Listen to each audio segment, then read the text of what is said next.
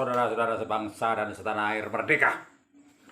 Kita sekarang masuk pada hari ketiga kampanye Pilpres atau pemilihan presiden. Di sini saya tidak kampanye Pilpres karena memang bukan capres, tetapi adalah sebuah acara yang sangat mencerdaskan kehidupan bangsa, di mana kita dengan pemikiran-pemikiran yang mendalam memaknai setiap langkah dalam politik Pilpres dan Pilwapres sebagai pasangan. Nah, kita meninjau dari segi filsafat seperti yang sudah diutarakan kemarin, bahwasanya ini semua tidak lepas dari segala hal yang bersifat hakikat antara satu orang dengan orang yang lain atau kelompok dengan kelompok yang lain, sehingga mereka bersikeras bahwa mereka mendukung capres atau cawapres pasangan tertentu. Ketika ada masalah dalam kasus yang dianggap melanggar hukum, yang pihak yang lain mengatakan ini tidak melanggar hukum karena negara melindungi, dan buktinya lolos menjadi capres dan cawapres. Dengan demikian terjadilah sebuah ambiguitas atau kemenduaan pemikiran bangsa ini tentang sesuatu yang bersifat hukum atau demokrasi atau nilai keadilan dan kemanusiaan. Dan semuanya menjadi bersifat relatif oleh karena ternyata pendapat ini semuanya berkembang, dan saat berkembang itu terus terjadi suatu dialog atau pertentangan, namun tidak pernah ketemu. Padahal kita tahu prinsip dari sesuatu hal itu tidak hanya dikotomi siang dan malam, pagi dan petang, baik dan buruk, jahat dan baik. Tidak demikian.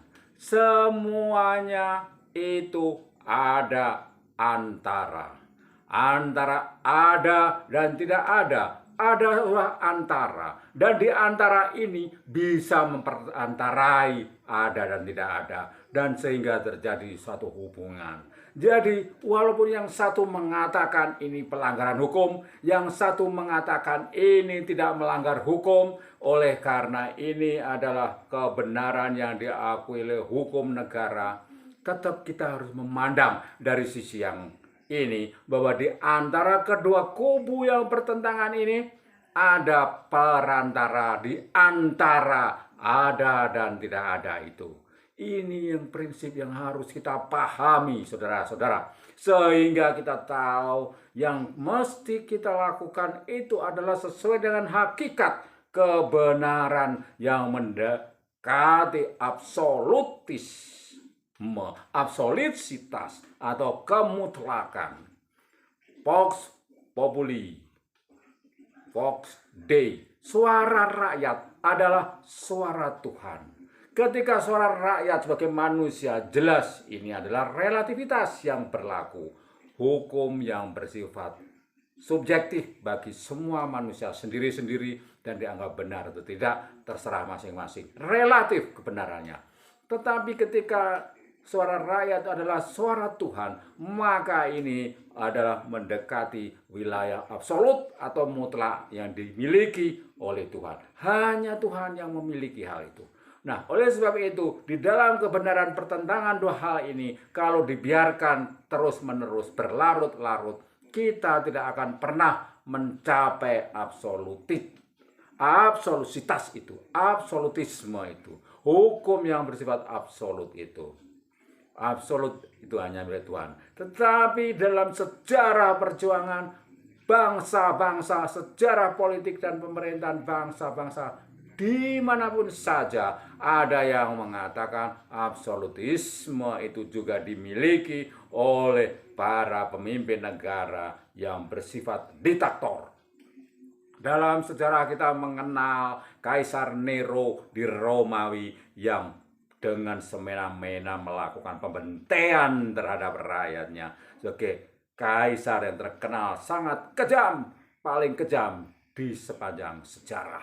Di tahun 1940-an kita juga mengenal seorang diktator yang terkenal yang bernama Adolf Hitler dengan Nazinya, yang dia dengan ultranasionalismenya, dengan Nazi dia bisa membantai sekian banyak kaum Yahudi dan menyebabkan perang di Eropa dengan negara-negara porosnya, yaitu Jerman, Jepang, dan Italia. Mereka merangsek ke seluruh Eropa, bahkan Amerika, Afrika, Asia. Mereka mengobarkan peperangan dan terjadilah perang dunia kedua.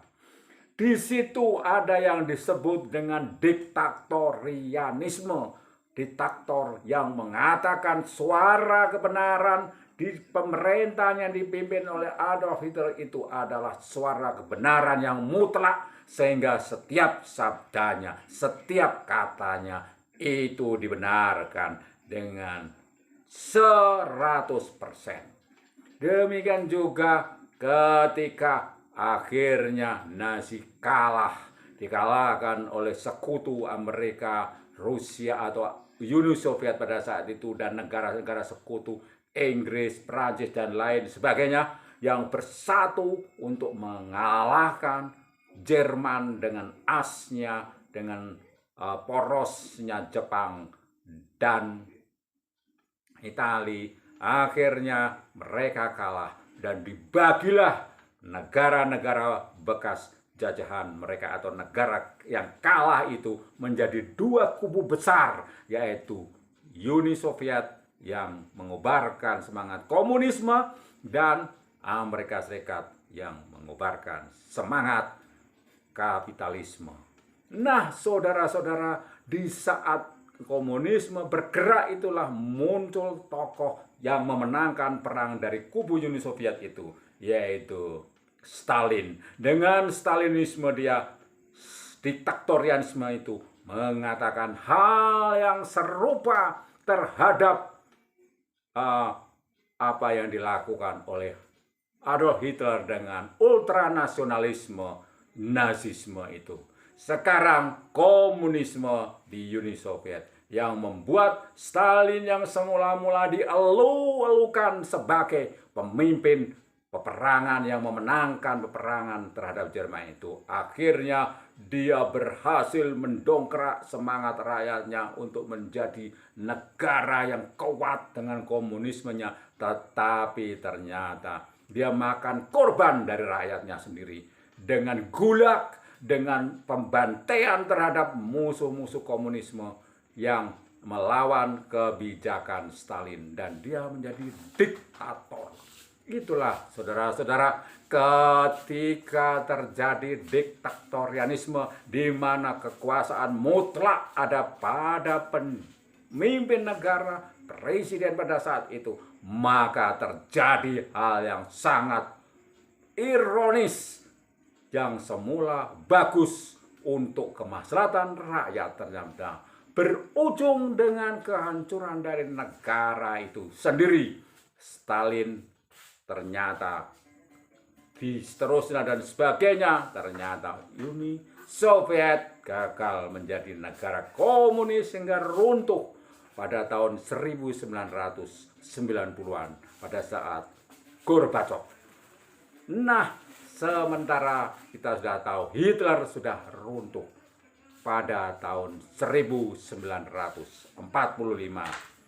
Nah, saudara-saudara, di sini kita tahu bahwa setiap pemimpin negara yang semula dielu-elukan, diagung-agungkan oleh rakyatnya dengan harapan tinggi, oleh karena dia tidak terbendung kekuasaannya, maka akhirnya dia jatuh dalam diktatorianisme, dan di dalam diktatorianisme itu dia jatuh justru pada saat dia berkuasa secara otoriter. Nah, demikian juga di dalam konteks pemilihan presiden Republik Indonesia tahun 2024. Kita tentu tidak ingin hal semacam ini terjadi, karena sejak reformasi tahun 1998 Negara Kesatuan Republik Indonesia sudah mencanangkan sebuah paham demokrasi reformasi, di mana setiap rakyat mempunyai kesempatan yang sama untuk bersuara, untuk menjadi pemimpin, dan di sini dibatasi masa kepemimpinannya setiap 5 tahun dan bisa dipilih kembali untuk 5 tahun berikutnya. Dan pada saat itulah Undang-Undang Dasar 1945 sudah diamandemen, yang semula bisa dipilih dan dipilih lagi dan seterusnya tidak terjadi lagi. Karena mengapa, saudara? Karena kita negara besar, jumlah penduduknya sekarang 275 juta. Negara ini tentu banyak para pemimpin yang bermunculan dari mana-mana, dan di sini semua mempunyai kesempatan yang sama untuk memimpin. Dan di atas langit pasti ada langit, tidak ada orang yang paling pintar melebihi orang lain. Maka disinilah terjadi asas pemerataan, keadilan, pemerataan, kesempatan untuk menjadi pemimpin. Dan di sini kita menemukan bahwa bangsa Indonesia yang besar ini banyak pemimpin yang bermunculan. Dan hakikat dari hal ini perlu kita terus pegang seumur hidup, sepanjang masa, agar Negara Kesatuan Republik Indonesia ini dapat belajar dari sejarah masa lalu, ketika setiap pemimpin yang jatuh dalam otoritarianisme akhirnya tidak bertahan lama. Sejarah sudah mencatat demikian. Untuk negara-negara demokrasi yang menjunjung tinggi nilai-nilai kemanusiaan.